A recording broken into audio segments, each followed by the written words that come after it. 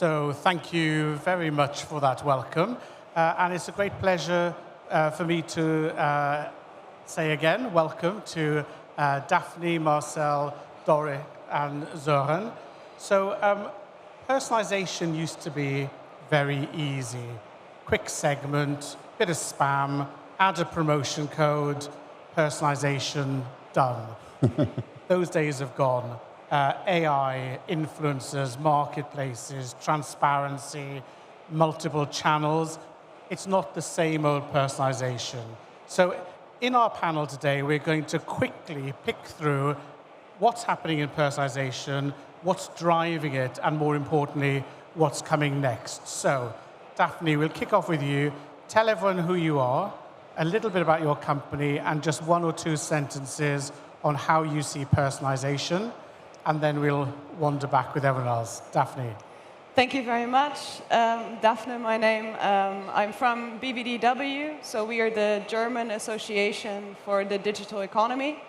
We are actually co-organizers of the DMEXCO, so you'll see us around. We're quite visible. Our stand is right between halls 7 and 8. And yes, given that we are a German association, we have more of an overall, broader view of the sector, of in general, how companies are moving, what the latest trends are. And to complement this, we actually also executed a study together with Kantar Media on the consumer attitudes towards personalization. The study is not officially published yet. We'll publish it in October. So today you'll get a couple of sneak peeks from me here. And we also have a masterclass later on from BVDW. So maybe one of the main things that I'll share with the panel, and then we can move on from that.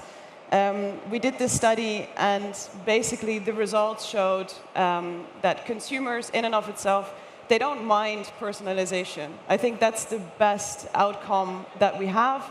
2/3 of all of the consumers that we questioned said that they don't mind personalization, and the better part of that is that only 1/4 of them said that they want generic content. So actually, the majority of everyone, of all of the consumers, for all of the different sectors that we looked at, want personalized offers and want personalized insights. So that, I think, is a really good basis for the discussion. It's not exactly massive enthusiasm. Maybe, Marcel, just tell us a bit about you and how you see personalization. Sure. Yeah, first of all, I love personalized content when it's relevant to me, right? Marcel, I'm one of the co-founders of Productsup and CIO. We are an enterprise feed management and syndication solution. We basically help you distribute your product catalogs to your digital touchpoints like Google, Meta, TikTok shops, lately also LLMs. I think where personalization has reached a new level today is with the AI tools that we have at hand. And my feeling was a lot of the capabilities we had for a long time, but we struggled to put the manpower to the tools to actually make them work properly, right? So oftentimes it was Pareto principle, like 20% did 80% of the effort, but going the extra mile and like fully driving the tools basically required a lot of manpower.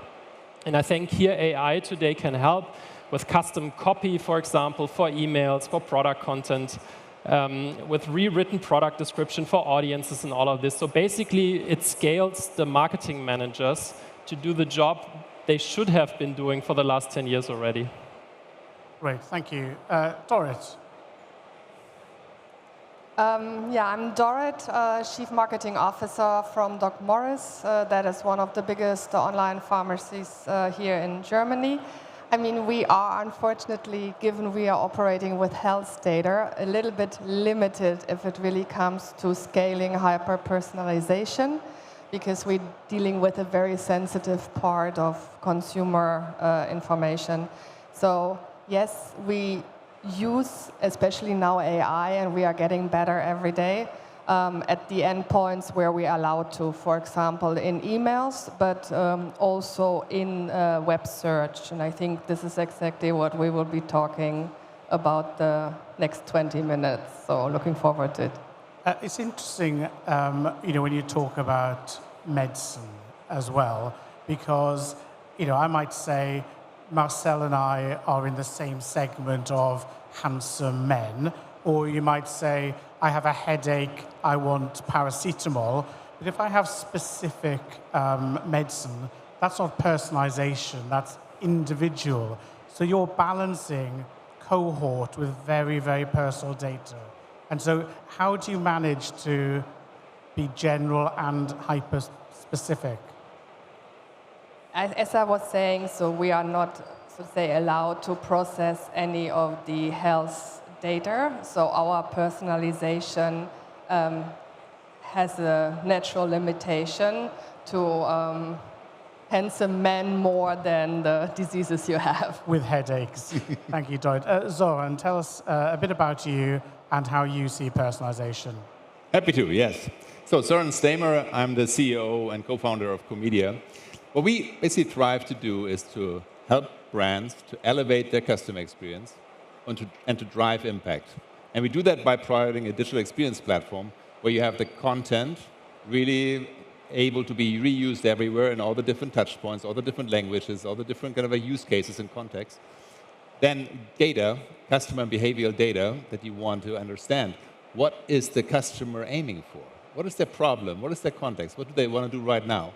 And then the engagement, because just the website and say, well, now we have here 5 products to recommend is not enough.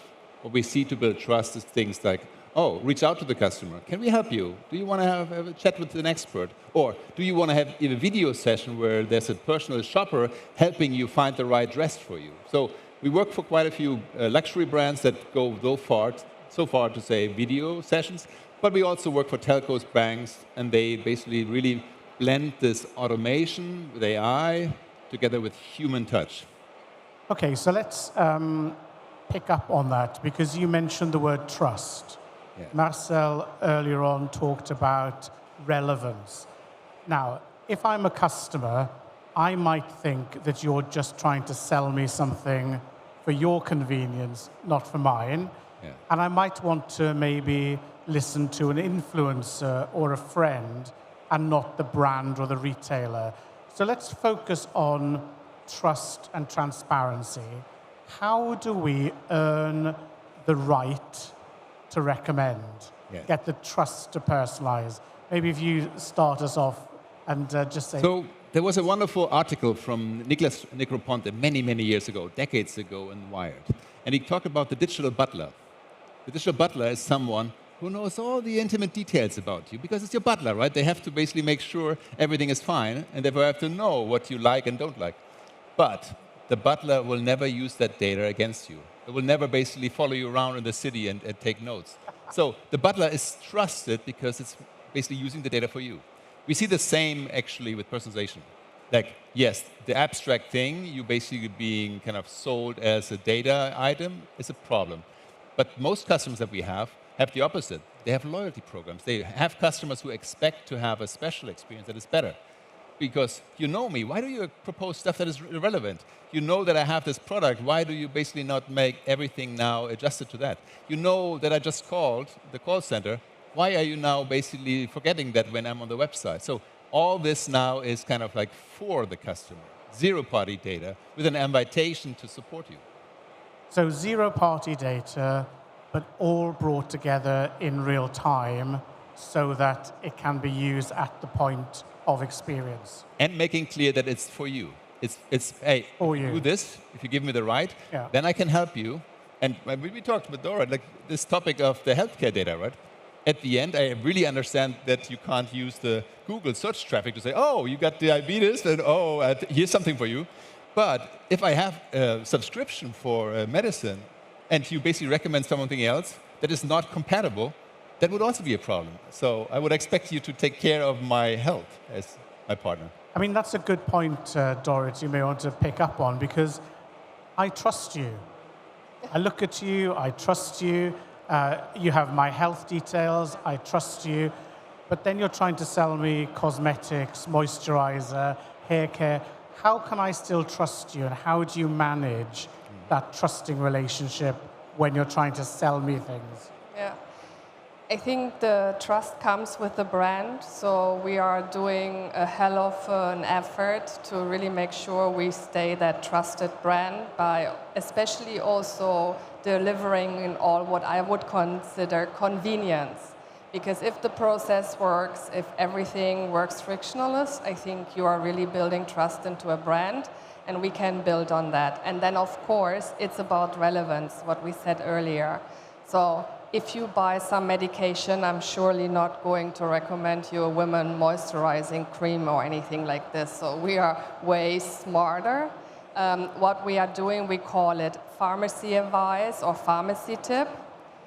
So in the checkout process, we are referencing, and we are, for example, saying if you take this medication, it is very likely that you will have a deficit in vitamin D. So basically, the conversation you would also have with the pharmaceutical assistant or with the doctor in the pharmacy or at the doctor's. And I think this is a very direct way then to build trust, because I'm not just saying, here's eye cream, but I'm explaining you why we are recommending to buy additional vitamin D, or maybe something against dry mouth or something, because many medications, if you take them, you have a very dry mouth. So these are things where we build a pharmaceutical link. Just before we move on, you've explained that very well. If we think about maybe in our audience, there'll be some people who are marketers who maybe didn't know about dry mouth, vitamin D, don't drink if you're taking this medicine. What's the impact on your staff and the marketing copywriters? It sounds like they have to be much more expert than just saying male, female, over 35, buy some cream. This is a more demanding marketing operation. Yeah, I mean, absolutely, that was my key learning. Given we are so highly regulated, I'm not allowed to do many things other e-commerce players can. And we have over 100 people with a pharmaceutical background who are pharmacists or pharmacist assistants who also, so to say, double-check things. So yes, absolutely, we need content specialists. Yeah. That's interesting. Thank you so much. Marcel, I wonder if you could maybe broaden our horizon a bit and think, if you're a brand that's earned trust, I'm now pushing my content, my interaction into different channels, different sellers, marketplaces. So how do we go about extending the trust we've built up into new markets and at scale? Yeah, first of all, one point I want to make is I think if personalization is done right, for me as a consumer, if I put on the consumer lens, it reduces a lot of noise for me. And I think what we as marketers are all trying to do is somehow break through the noise that we are all faced with every day, right? We receive so many messages on TikTok, on Instagram, on Google, now on LLMs. Everybody is firing at us, emails coming in and so on. So personalization done right reduces the noise for me as a consumer, but also for the marketer. And that in return should drive better KPIs. What are we looking at? Like increased click-through rates that we see with the consumers, which results in return on ad spend, basically improving like all of these things. One thing I wanted to comment that you said is you mentioned you're 100 people, right, with experience and creating content. I mentioned AI earlier, that you can leverage AI to create content, but I would highly recommend to not leave it unsupervised, because they're just making shit up. Yeah. So, and you need to revision what they're putting out. It can scale a lot and save you a lot of time, but in the end, at this point of time, it needs to be revised, and a human with some brains need to have a look at that. And it cures cancer. As it always in there, because it sells. Yeah. So Marcel, you're sounding like a very rational sensible human being. And my challenge to that would be, we want personalization to cut out noise, but I also want to discover things I didn't know I needed or wanted, which is why on Instagram I spend my whole life clicking and buying things. So how do you balance that focus with discovery? And I know you want to say something, but maybe Marcel, you go first. How do I discover as well as be sensible? I feel like Sören has a passionate answer to that. So I think it's two different kind of mindsets you're in, right? But I've only got one mind. But there is the one that I see that, like, when we had children, I have 4 children, my wife went through the pregnancy, and then they had this circle of moms, I think it was, some type of website, you sign up with a due date, and it's magic. It's like, oh, they know exactly the topic that you basically the next week experience, like, and they have the answer already, and you're like, this is magic. How do they know what we are struggling with? And they know because everyone goes through that, and it's repeatable, right? And when you think about most products that you buy, did they do the same? Like when you buy your, whatever it is, your heat pump, there will be these things afterwards where you should have someone saying, by the way, now it's time to review this thing, or by the way, if you notice this, here's the solution. So you should have the after-sales process. And it relates to your trust, right? Because if you not just sell me something, sell me more and more and more, but you take care of me and even ask me, hey, Ian, are you happy with this thing I sold you 2 weeks ago? And if you say no, oh, let's schedule a call. I want to fix that for you. If you say yes, well, wonderful. Do you want to sign up for our loyalty program, or do you want to kind of like give us a nice review? So this whole relationship is more than, hey, sell, sell, sell. So I'm going to agree with that because for 70,000 years, people have been having children and growing. But it's only 7 months ago that no one had heard of matcha, and now you can't have anything without matcha in. So I think there's this idea of discovery and knowledge that you can bring across. Maybe, Daphne, let me ask you to give us an industry perspective on balancing discovery with focused personalization and relevance. So also within the study that we conducted, one of the main takeaways was, for example, that consumers are not necessarily interested in finding products that are more targeted to them. They're more interested into exactly what you mentioned just now, in getting rid of everything that's not relevant. So that's, I think, one of the things that we can also take with us. How do we make sure that consumers get the right balance of products also? Indeed, for some of the different categories that we looked at, for example, e-commerce was really high up, where people actually want personalization, where also, for example, men and also younger consumers actually want more personalization, whereas women and also people who are a little bit older were a little bit more hesitant on having personalization. But when we looked, for example, at different segments, also like streaming, video on demand, there also the acceptance was really high. But if we looked, for example, towards more like news websites, the acceptance for personalization diminished, because people generally want to have also the feeling that they belong and the feeling that they get the same products reflected back at them as their peers. So I think that's also maybe one of the key takeaways. And then finally, also within associations like ours, we work on things like trust. We work on things like having a lot of different background papers and so on, creating different standards for the sector.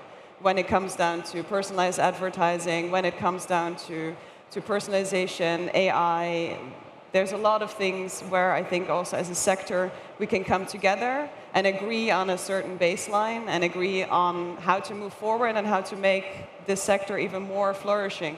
Okay, well, you've mentioned AI. Marcel has mentioned it a couple of times. So let's round off our session with AI.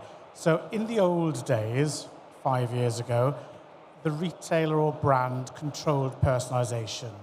We sent the emails, you came to our website, but AI is meaning that the decision is made before we get a chance to talk to them, maybe even before the search. So let's just round off with a view of the impact on AI. Daphne, maybe you want to start us off. In a nutshell, explain how AI is going to change personalization. AI makes personalization so much more targeted and so much smarter. So it can actually anticipate when I would need certain new purchases. For example, I love snowboarding, like I go on winter sports quite often, but that gear obviously will wear down at a certain point. So I think also AI will be able to, for example, in that instance, help to give me targeted advertisement or targeted, like you need new boots now, because you've been using them for 3 years, they'll run out, they're not doing well anymore. So I think that's where the major next jumps will be. And if you look at other services like maybe Strava, where it'll say you've used these boots for 3 years, you're doing black runs, you had an accident, this will help your skiing and snowboarding. So bringing in the other data connections. Marcel, I have to unleash you now. Just give us Marcel's view of how AI is going to change personalization. I think it is a tool that makes humans scale themselves. And what I said earlier, the fact that we have this powerful machine now that lets us create content indefinitely, basically, combining persona profiles with brand profiles to generate new descriptions, for example, some stuff like this, makes us use all the tools in the way they were intended, right? Like really feed all the content in it and then make sure targeting works.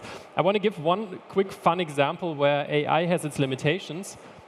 Start putting your kids in front of your computer and all of a sudden all your recommendations are screwed. Right, so my Spotify feed is all Peppa Pig and Paw Patrol now. So AI also has a way to go and learn better who's in front of them. And you want us to believe that you're not a Peppa Pig fan already. But let's maybe just ask one more question on that, which is, you're sounding enthusiastic about AI as help. If I'm a brand and all my competitors, all my channels are using AI, how can anyone trust me if I sound like them, talk like them? I'm doing AI slop left, right, and center. How do we stand out when everyone's got AI? Was it for you or for me? You go first, and then we'll ask Dorit. Yeah, I think in the end, and I think you also have a few ideas to that, is you cannot lose your brand identity, right? Your brand always needs to be recognizable. And you are, I think, even dealing more with branding itself. We are more on the data side of things. But also you can instruct the data to remain the brand identity, and you should definitely do that. So Dorit, the pluses of AI for you, and how do you stay unique? I mean, the plus is definitely we wouldn't be able to scale content without generative AI. And I think that is really a beauty. But it needs to be a branded beauty. So I think that is key to really train the models on your brand, and that you have also somebody in your company who's like 100% defending the brand identity. I think that is one key message. The other thing is AI is also helping to find new patterns. I mean, we always have been using AI or machine learning in search. I mean, this is not new, right? And we switched now some of our AI models, and we are seeing new patterns emerging, and I think that is pretty interesting. Yeah, so there is difference between also the different models, and I think you just have to test it out. Yeah. Just before we go to Sören, it's a pleasure to have a CMO on the panel. And although we're talking about personalization, you have so many other responsibilities with marketing the customer. Just share with us what portion of your life you're thinking about personalization versus all the many other things you're dealing with. How important is it day to day for a CMO?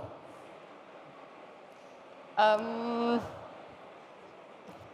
think the customer comes first, so I don't want to say it's 98%, but whatever we do with the customer first, and there you are with personalization. So I would say definitely the clear majority of my thinking.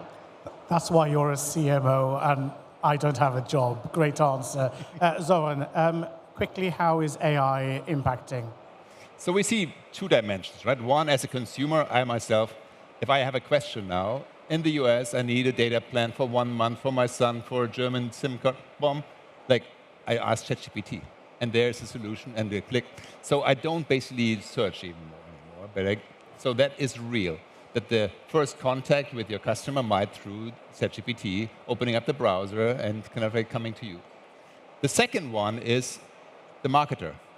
AI is indeed taking care of a lot of the complexity.